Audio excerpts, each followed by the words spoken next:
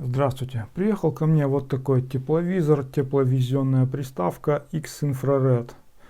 Это приставка к телефону, она подключается через Type-C. У продавца есть версии и на разъем Lightning для Apple, и она видит в инфракрасном спектре. То есть с помощью этой приставки можно искать неисправности на платах, неисправности электроники.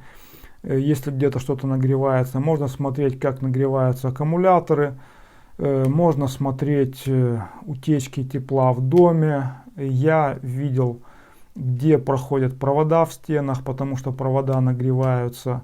Можно видеть, какие провода нагреваются в щитке и какие автоматы нагреваются. Ну и этот тепловизор поисковой. Можно искать людей, зверей, машины на большом расстоянии. Вот. В комплекте идет сам тепловизор с такой крышкой. Тепловизор идет вот в таком вот кейсе. Его там можно хранить. Кейс идет в другой коробочке. Коробочка идет в другой коробочке. Это я все потом покажу. Ну и для поиска людей есть вот такая вот ручка. Сюда можно поставить телефон. Сюда ставится тепловизор. И еще есть крепление тепловизора на планку Пикатини защитное, на какое-то оружие, на ружье или арбалет. Это покажу позже. Для начала покажу, как он работает с электроникой, какая у него чувствительность. Для понимания чувствительности тепловизора я снимаю с двух камер. Одна камера это камера телефона, и вторая камера это камера тепловизора. Они могут снимать синхронно через приложение. Разрешение матрицы 256 на 192, и тепловизор видит малейшую разницу температуры. То есть вот для примера моя рука, и я касаюсь пальцем стола, и на столе остается тепловизионный след. Вот след остается от пальца. То есть разница в 1-2 градуса, которая остается на поверхности, тепловизор ее отлично видит. Вот я касаюсь рукой поверхности стола, и за секунду остается такой след, что тепловизор его видит. И поэтому тепловизор отлично видит людей в отдалении, животных, птиц и так далее. Чувствительность у него очень большая. На чем можно посмотреть нагрев? Вот, я думаю, многим известная плата на микросхеме TP4056. Это плата заряда и разряда аккумуляторов, плата с защитой. То есть эта микросхемка TP4056 отвечает за зарядку аккумуляторов. Здесь микросхемка, по-моему, DV01 или не помню какая-то другая микросхема, которая отвечает за разряд аккумулятора, и транзистор, которым она управляет. То есть эта часть отвечает за разряд, эта часть отвечает за заряд. Ну и все это во время работы немножко нагревается, и посмотрим, как это выглядит на экране тепловизора. Вот я сфокусировался на плату зарядки. Фокусировка здесь ручная, и расстояние до платы сейчас сантиметров 15. Дистанция фокусировки от 10 сантиметров, то есть можно фокусироваться и приближать еще ближе. Для начала посмотрим разряд. Разъем USB, и в разъем USB включаю разрядку, которая разряжает батарею током 1 ампер. Вот видно мой красный палец на экране тепловизора, и видно, что начинает нагреваться вот этот транзистор. Видимо, это полевик, который нагревается при разряде. То есть микросхемка здесь слева контролирует напряжение, этот транзистор управляется этой микросхемой, и он немножко нагревается. Так, ну и температура в центре 22 градуса. Можно подтянуть в центр температуру 24 градуса, то есть нагрев небольшой. Что в центре температура 23, что здесь температура 24. Разница в 1 градус, но на экране она очень сильно уже видна. Так, это ток разряда 1 ампер, включу ток разряда 2 ампера. Вот уже температура транзистора начинает расти, 27 градусов. 27,4 и 6. Я думаю, может быть, она вырастет до 28 и не больше. И включаю в USB зарядку, и сразу же начинает светиться микросхема TP4056. И видно, что температура ее 50. 55. Так, ток заряда сейчас 1 ампер идет. Вот она нагревается до 60 градусов. Я думаю, что будет нагреваться больше. Вот. И тепловизор показывает самую горячую точку. Вот самая горячая точка это эта микросхема. Самую холодную точку показывает. И температуру в центре кадра. Это все можно включать и выключать с приложения. Это я покажу, наверное, ближе к концу видео. Ну и покажу минимальную дистанцию фокусировки. Сейчас дистанция около 15 сантиметров. Выкручиваю линзу в самый конец. Здесь ручная фокусировка, поэтому можно сфокусироваться на любое расстояние. От 10 сантиметров до бесконечности. И вот сейчас расстояние примерно 10 сантиметров. Вот минимальное расстояние, на которое этот тепловизор может сфокусироваться. Вот так можно изучать платы. Но при этом еще есть дополнительно цифровой фокус.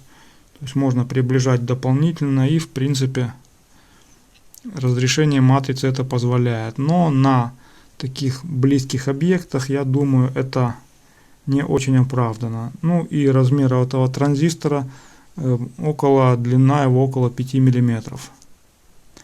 Так, ну что, посмотрим что-нибудь побольше размером. Посмотрим что-нибудь покрупнее. Вот такая ТВ-приставка, Android TV Box, какой-то Droid Player. Вот я его разобрал, и включим, посмотрим, как он будет выглядеть на экране тепловизора. Ну что, вот я сфокусировался на плату ТВ бокса и подключаю питание 5 вольт.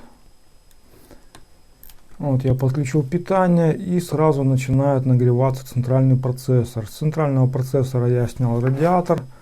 Я не знаю, да, вот видно радиатор такой вот. Без радиатора процессор без нагрузки, телевизор не подключенный. Вот, идет нагрев, видно 56-57 градусов. Но, по-моему, градусов до 80 он нагревается. И видно, как нагреваются другие элементы. То есть, вот видно, здесь элемент нагревается. Это какая-то микросхемка длинная. Что-то нагревается здесь. Здесь диодик, похоже, нагревается. Вот, и здесь маленькие транзисторы тоже на платке немножко греются. То есть, если прикрыть, допустим, радиатором, будет светиться вот так, будет рассеиваться тепло на радиатор. Ну, то есть, если у вас одна деталь светится ярче, то все детали теряют в яркости. Также тепловизором можно искать провода в стене. Вот я нагрузил розетку утюгом и обогревателем, и провода через минуту нагрелись, и видно коробка и провод. Провод идет 10 сантиметров под потолком. Вот он уходит в стену и выходит из другой стены. Следующая коробка, провод идет до следующей коробки, явно видно 10 сантиметров от потолка. Следующая коробка дальше доходит до следующей коробки. И через две распределительные коробки уходит на щит на первый этаж. То есть, если нагрузить провод, то тепловизором видна вся трасса его прохождения в стене. Ну и мне было интересно посмотреть, как выглядит мой щиток в тепловизоре. Слева фотография обычной камеры и справа фотография тепловизором. Видно, что провода от счетчика до первого автомата сильно нагреваются. И внизу две спиральки. Это нагретые провода на одну из групп, которую я нагрузил обогревателем. И вот здесь можно посмотреть поближе, что эти провода нагретые, и справа температура проводов 42 градуса. И эти провода поближе, видно, что нагревается фазный провод. Он прямо светится. Раз разговор пошел про электрику, то вот фотографии люминесцентной лампы. Слева фотография лампы, когда она только включена, и справа фотография, когда она прогрелась. Стекло колбы нагревается до 109 градусов. Вот фотография хорошей светодиодной лампы. Корпус у нее нагревается до 59 градусов. Светодиоды нагреваются до 81 градуса, и пластина под светодиодами имеет температуру 59 градусов Цельсия. Нагревается не сильно, 81 градус, это небольшая температура для светодиодов. А вот эта дешевая лампа, которые постоянно сгорают, температура лампы 91 градус, температура светодиодов 102 градуса и температура пластины под светодиодами 82 градуса. 102 градуса это большая температура для светодиодов, и поэтому светодиоды сгорают, и эти лампочки постоянно приходится менять. Ну и конечно я не мог не посмотреть, как нагреваются аккумуляторы при зарядке. Вот во всем известную Litokal 500 установлено 3 никель-металлгидридных аккумулятора и 1 литиевый. И видно, что аккумулятор во втором слоте нагрелся, и значит его уже пора доставать, он заряжен. Два аккумулятора рядом с ним немножко нагрелись, возможно от этого аккумулятора. И литиевый аккумулятор в четвертом слоте темный, значит он холодный. Ну, раз речь пошла про зарядки, посмотрим, как выглядит зарядка телефонов и прочих гаджетов. Слева фотография обычной камеры, справа фотография тепловизором. И левая зарядка нагружена током 2 ампера. Видно, что провод горячий и светится. И левая зарядка нагретая, а правая зарядка холодная. Вот тепловизионная фотография моего ноутбука и дополнительного монитора. И видно, что ноутбук слева нагрет сильнее, потому что там система охлаждения процессора, и у дополнительного монитора сверху и снизу идет большой нагрев, потому что там стоят люминесцентные лампы подсветки. Тепловизионная и обычная фотография холодильника. Видно, что радиатор у него нагретый равномерно. И видно, что передняя область у дверцы тоже нагревается для того, чтобы не примерзала резинка. И так можно тепловизором увидеть неприлегание резинки, если из холодильника где-то утекает холод. Ну и мне было интересно увидеть, как выглядит кружка с горячим чаем, наполовину полная или наполовину пустая. Зависит от того, оптимист вы или пессимист. Ну, раз уже заговорили про воду, может ли тепловизор измерить температуру воды? Бассейна у меня пока нет, поэтому я налил воду в простую чугунную ванну. И вот так красиво это выглядит. Сейчас льется теплая вода, она льется в холодную воду. Сейчас видно, что черная льется уже холодная вода. И показывает температуру воды по центру и показывает максимальную температуру воды. И постепенно вода из крана нагревается, котел ее нагревает. И видно, что температура воды 29 градусов. Вот, видно, что льется горячая вода. Вот такое вот красивое зрелище, как смешивается холодная и горячая вода. То есть температуру в бассейне можно измерять тепловизором без проблем.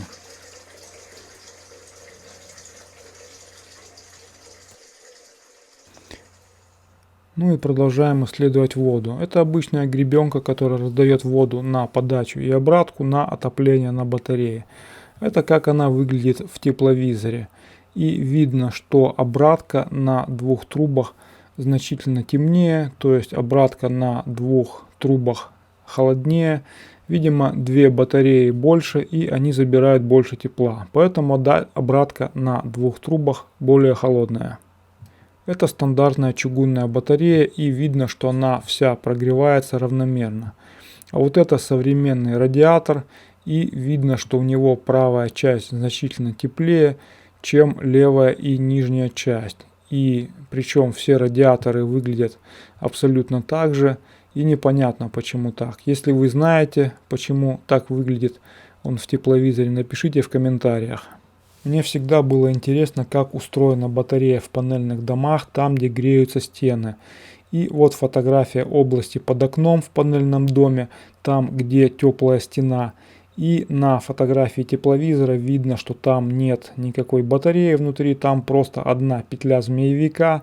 И эта одна петля из толстой трубы греет стену. Ну, она, я думаю, греет ее и внутри, и немножко снаружи. Можно ли тепловизором увидеть трубы в полу? Вот здесь вот проходят трубы возле стены, и видно, как они выходят из-под шкафчика и идут вдоль стены. Дальше они подходят до батареи, заходят через стену в батарею, и батарея своей яркостью засвечивает картинку тепловизора. Поэтому труб здесь не видно. Дальше трубы выходят из батареи и идут вдоль стены. И дальше они явно видны. И дальше они уходят в следующую комнату. То есть, если в области тепловизора не будет ярких предметов, то трубы в полу явно будут видны. Ну, раз посмотрели трубы в стене, трубы в полу, посмотрим, как выглядит дом целиком. Можно посмотреть, где идут потери тепла из домов. Вот на тепловизионной фотографии частный дом. И видно, что ярко светится дверь гаража, входная дверь и немножко подсвечивается цоколь. Скорее всего, там идут сильные теплопотери, потому что это самые теплые места. Это дверь гаража, и видно, что верхняя часть двери гаража самая яркая, значит, она самая теплая, и оттуда утекает тепло. И края двери гаража тоже светятся правые уголки, значит, дверь плохо прилегает, и оттуда уходит тепло. Это цоколь частного дома, и видно, что цоколь светится, температура стены 14 градусов, а цоколь светится и светится окно. И видно, что под окном тоже есть теплая область, или это тепло из окна цоколя, или просто под окном плохо запенено и оттуда уходит тепло. Вот обычный кирпичный многоквартирный дом, а вот как он выглядит на экране тепловизора.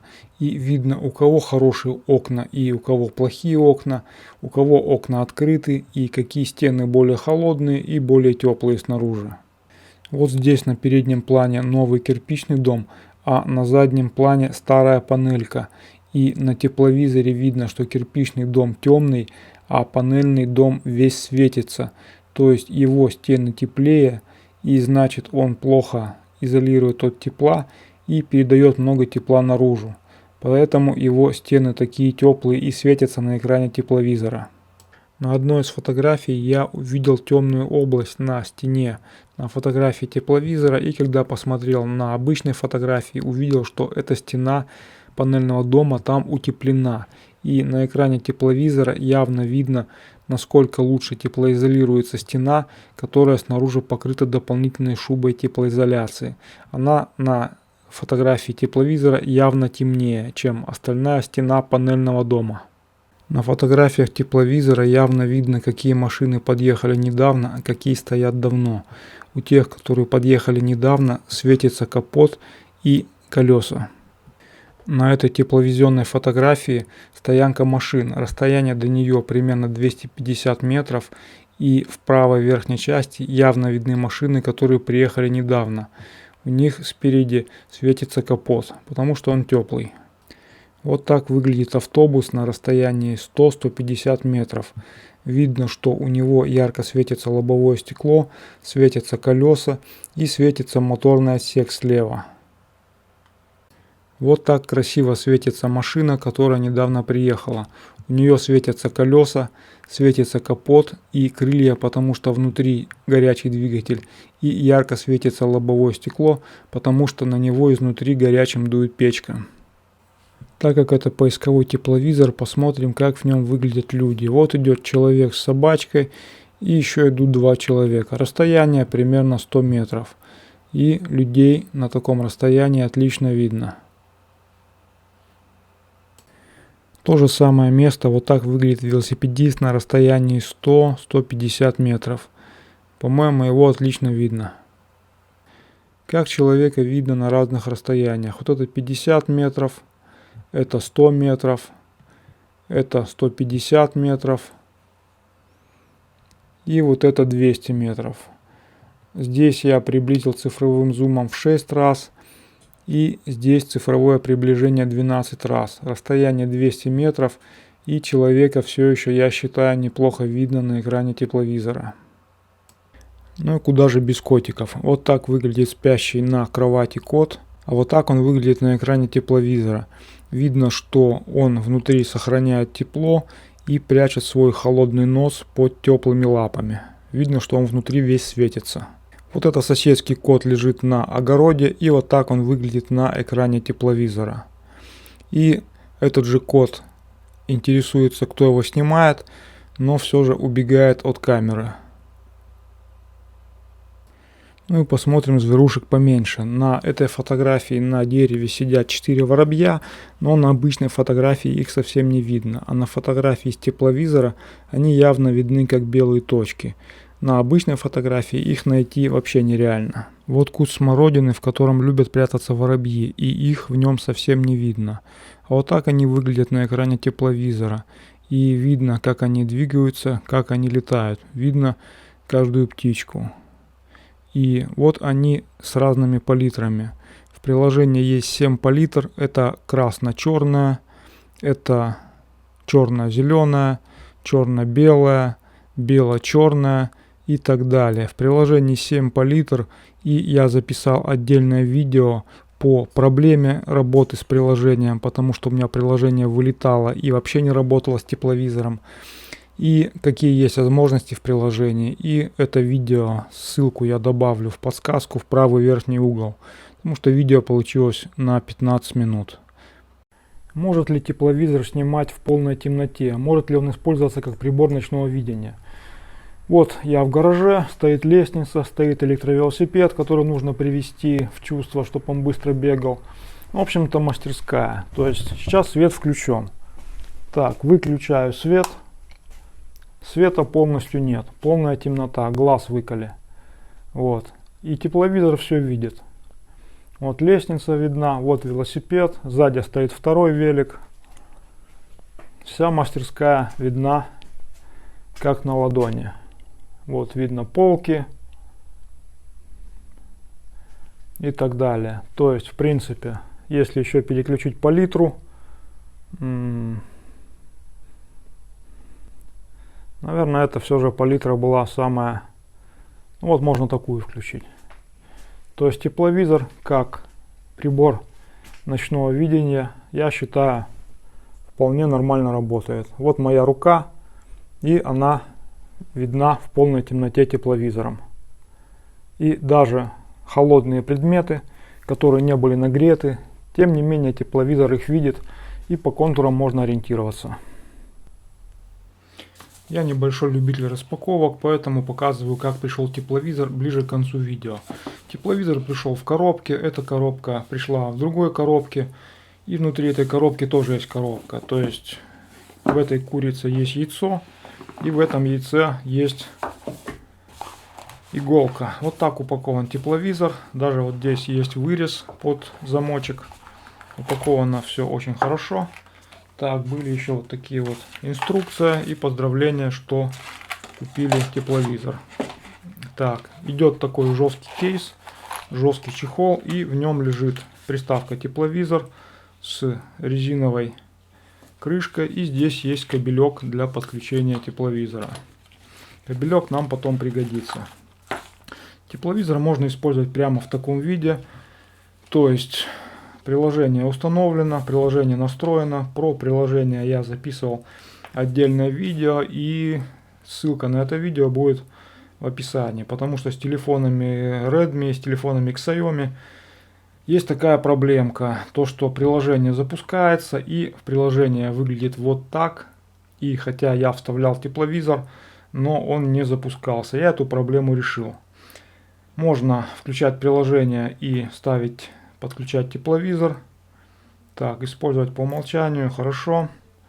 Разрешаем. Все, и он запускается. То есть можно использовать прямо в таком виде. Фокусировка у него ручная. Так, сейчас у него включенный поворот изображения. Вот видна моя рука. Все, и в таком виде можно использовать тепловизор, прямо включая его в телефон. Двойным кликом можно увеличивать на весь экран картинку. Надо сделать реверс изображения, повернуть. Минимальная дистанция фокусировки, по-моему, 10 сантиметров. Так, и дальше. Какие есть еще варианты? Дальше в комплекте идет вот такая вот ручка. И что с этой ручкой можно делать? Можно ставить тепловизор сюда в крепление. Так, крышку лучше одеть, потому что линзу руками трогать нельзя. Линза германиевая, и чистить ее очень тяжело и плохо. И здесь есть крепление. Крепление для тепловизора, крепление для телефона. Оно увеличивается в длину до 9 сантиметров. И сама ручка. Ручка с выемками. Здесь есть фоторезьба обычная, 1/4. Здесь фоторезьба, здесь фоторезьба. Можно крепить сюда, сюда, здесь есть фоторезьба. Так, и по-моему все. То есть дополнительная точка крепления фоторезьбы есть еще здесь. Так, наверное, удобнее будет крепить вот так. Телефон будет стоять вот так. Вот. И вот так ручка стоит. Фоторезьба еще здесь есть. Внизу можно поставить на штатив эту ручку или закрепить на штатив прямо через это отверстие. Вот, и ставим сюда телефон. Так, телефон, наверное, поворачиваем направо, а тепловизор поворачиваем налево. Сейчас покажу, почему так. Так, и берем шнурочек из этого кейса и подключаем.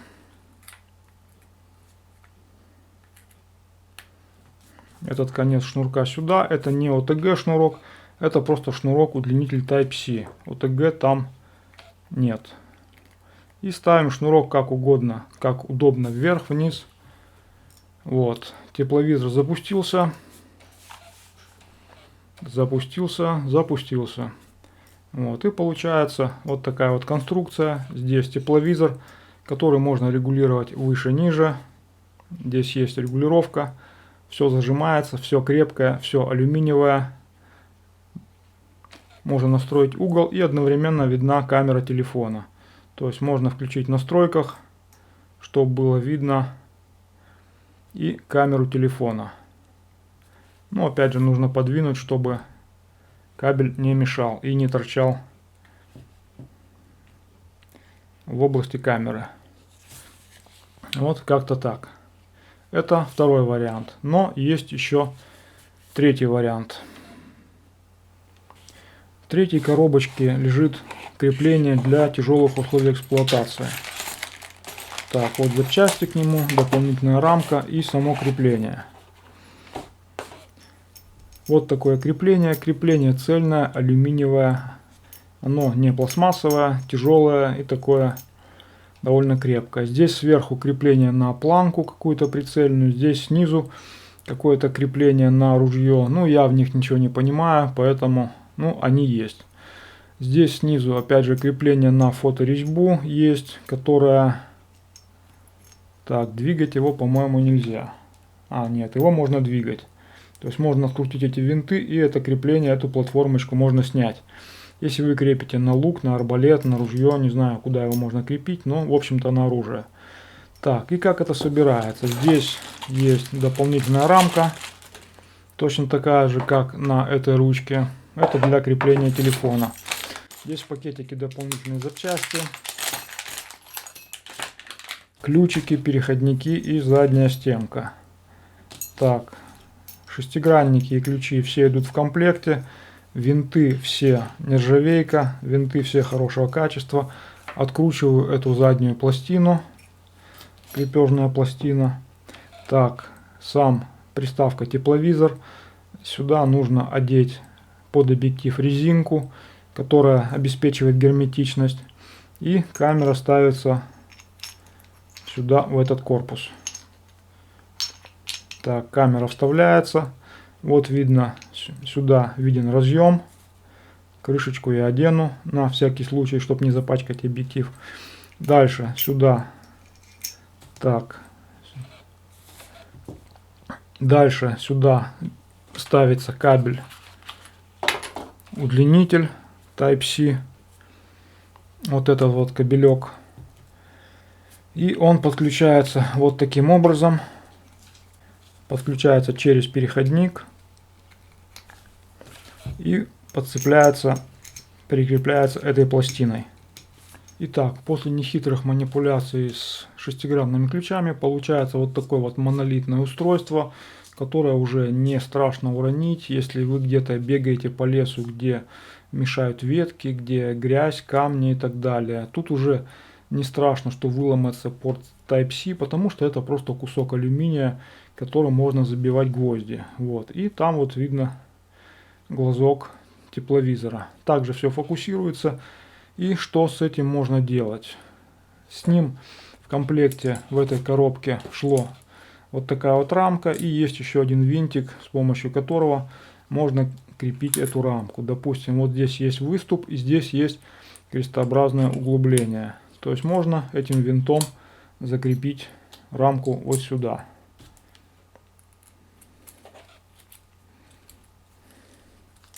Так, крепим. Здесь пружинка. И аналогично креплю сюда телефон. И подключаю.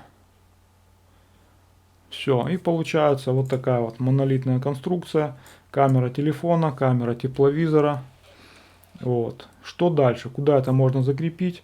Можно закрепить это на ствол. Здесь есть специальное крепление. Здесь в этом креплении есть фоторезьба. Опять же можно поставить на штатив.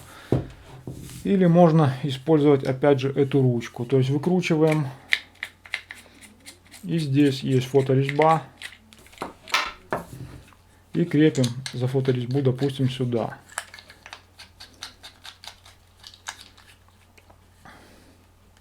Вот получается такая вот штуковина. Крепкая и надежная. Ну, насчет водозащиты. В дождик я бы с ней не бегал, потому что резина здесь всего лишь одна на передней части объектива. И также можно использовать, допустим, вот эту часть. То есть вот эта часть стояла на ручке, держала тепловизор. Я ее открутил, и здесь есть такой же плоский выступ. И можно закрепить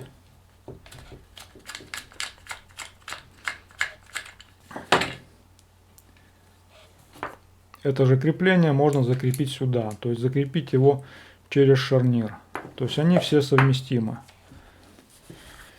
Ну и что в итоге? Тепловизор мне понравился, тепловизор классная штука, тепловизор измеряет очень многое, то, что нельзя увидеть обычным глазом. То есть увидеть человека за 200-300 метров не проблема.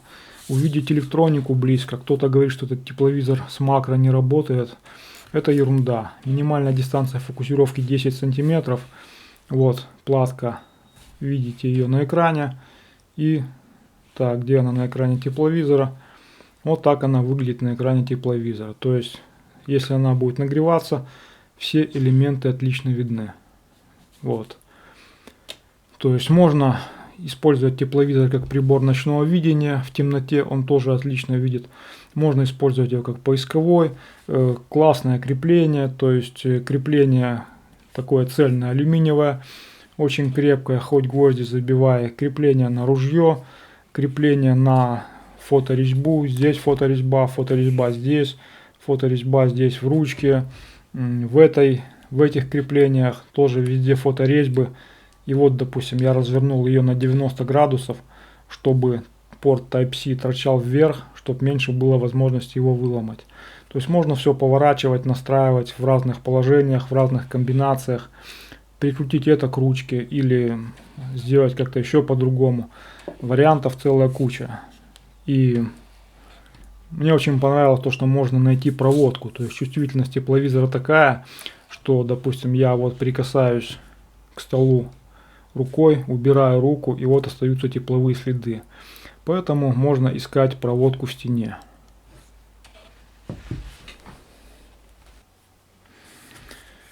Ну и какие есть минусы у этого тепловизора? Минусы — это приложение, то есть, допустим, вот сейчас я включил приложение, включил функцию картинки в картинке, и если я выйду из приложения, то мне снова придется это включать.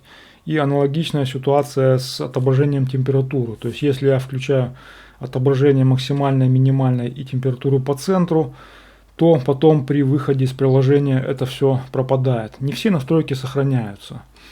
Это, ну, я считаю, это небольшая проблема. Вторая проблема — это то, что в этом режиме, который, ну, я считаю, очень полезный, хороший режим, можно развернуть, даже включить вторую камеру. Вот, видно, зеркалка висит. И проблема в том, что эта картинка не зумируется. То есть вот я, допустим, беру два пальца для сравнения. Два пальца на экране тепловизора, это на экран тепловизора входит только два пальца. А на экране слева, где картинка в картинке, видна вся рука. И я не могу здесь зумировать. Чтобы понять угол именно этого поискового тепловизора, вам нужно в своей камере телефона сделать цифровой зум 3. И тогда вы поймете, на какой угол смотрит этот тепловизор. Но это все же поисковой тепловизор, и он должен смотреть узким углом, поэтому у него такая специфика.